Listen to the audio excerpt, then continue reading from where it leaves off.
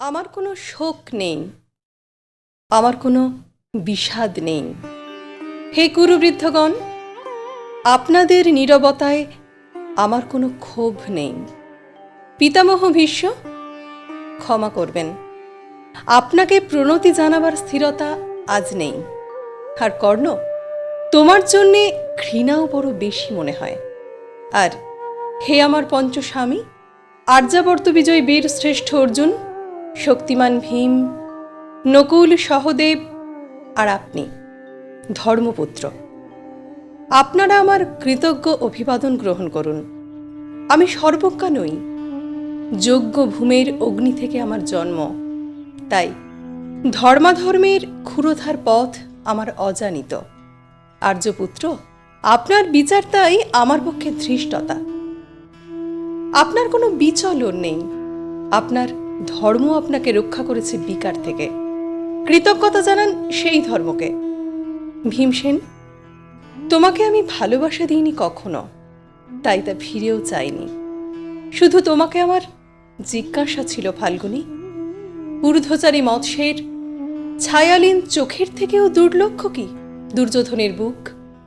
বলো সত্য করে, প্রেম নয়, শুধু পৌরষের আস্ফলনই ছিল পাঞ্চালী বিজয়ের পটভূমি? কিন্তু মিথ্যা প্রশ্ন, আমি জানি তোমার কোনো উত্তর নেই, যেমন নেই কোনো ভালোবাসা। তোমার শুধু আশা আছে। কৈশোর থেকে তুমি জেনে এসেছ বীরভোগ্যা পৃথিবী আর রূপমুগ্ধা নারী। জেনেছ একদিন ধৃতরাষ্ট্রের হাত থেকে ছিনিয়ে নিতে হবে কৌরব উত্তরাধিকার। জেনেছ যেখানে যা কিছু সর্বোত্তম সেখানেই পৌঁছতে হবে তোমাকে। শুধু এই কুমারী লক্ষ্যের দিকেই তোমার দৃষ্টি ধনঞ্জয়, তাই অনায়াসে তুমি সরে যাও এক নারী থেকে অন্য রমণীতে। তোমার পূর্বপুরুষেরা যেমন একদা এক তৃণপ্রান্তরকে নিঃশেষ করে চলে যেতেন বনান্তরে, এই দূত সভায় দাঁড়িয়ে আমাকে জানতে হলো নারী শুধু কয়েক প্রহরের বিলাস সঙ্গিনী। মণিময় হার, শত সহস্র তরুণী দাসী, দান্ত মাতঙ্গ, গন্ধর্ব প্রেরিত অশ্বযূথ, আর আমি পাণ্ডুপুত্রবধূ। এক পংক্তিতে দাঁড়িয়ে আমরা সবাই অপেক্ষায়। পিতৃগৃহে যেমন দেখেছিলাম, দূর গ্রাম থেকে আহিরিনীরা নিয়ে আসে তাদের পসরা, আর তার উপর ঝুঁকে পড়ে লুব্ধ ক্রেতার দল। আমাদের ব্যবহার করার জন্য তেমনি উন্মুখ হয়ে আছে যারা আমার পতির আত্মীয়, আর আমাকে আমাদের বিলিয়ে দিচ্ছেন যারা, তারা আমার পঞ্চস্বামী। বিবাহের মঙ্গলসূত্র হাতে বেঁধে যারা একদিন আমার উপর নিয়ম সিদ্ধ করেছিলেন তাদের অধিকার।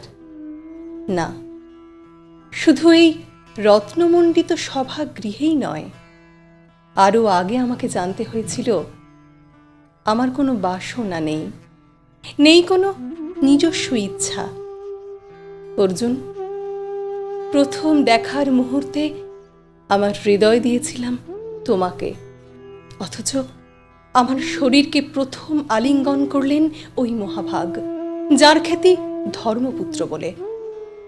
ইন্দ্রপ্রস্থর সৌধ শিখরে যখন আছড়ে পড়ত নববর্ষার জলধারা, যখন আমার কামনা ছুঁতে চাইত তোমাকে, তখন আমার অনুৎসুক দেহকে আকর্ষণ করত অন্য কেউ, যে আমার স্বামী। বসন্ত রজনীতে, কিংসুকের প্রমত্ত উল্লাস মুহূর্তে তোমার ব্যাকুল বাহু টেনে নিত আমাকে নয়, অন্য কোনো যুবতীকে। বারে বারে আমাকে সন্তানবতী করেছে পুরুষ, কিন্তু তারা প্রত্যেকেই আমার আকাঙ্ক্ষিত নয়। কোনো প্রার্থনা নেই আমার। কুরুবৃদ্ধেরা বিলাপ করুন।